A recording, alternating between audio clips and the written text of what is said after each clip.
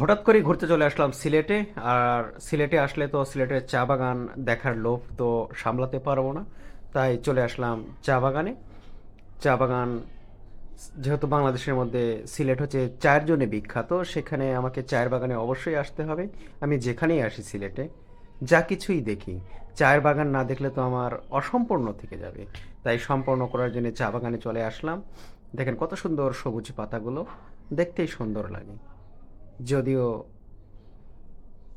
এটা একটা বড় ধরনের বাগান ছিল, সে বাগানে দেখেন রোডের পাশে আমি গাড়ি পাশে রেখে চলে আসছি এই চা গাছগুলো দেখার জন্যে।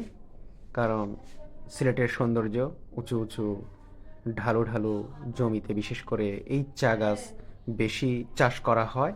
আর এখানে এই চায়ের গাছগুলো দেখতে অসাধারণ লাগে এক কথায় বলতে গেলে। যাই হোক, আমি ভিতরেও ঢুকতেছি এবং চারপাশ দিয়েও দেখতেছি। আমার কাছে খুবই ভালো লাগতেছে। আপনারাও আসলে এটা মিস করবেন না, অবশ্যই দেখবেন।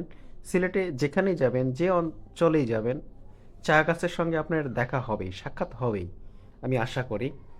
বিশেষ করে সিলেটে যেগুলো ট্যুরিস্ট পয়েন্টগুলো আছে সেগুলোতে যেতে গেলে আপনার যেখানেই হোক, ছোট হোক বড় হোক, চা বাগান পড়বেই। সুতরাং ঘুরবেন, দেখবেন, ছবি তুলবেন, খুব সুন্দর লাগবে, ভালো লাগবে। পরিবেশটাও সুন্দর এক কথায় বলতে গেলে।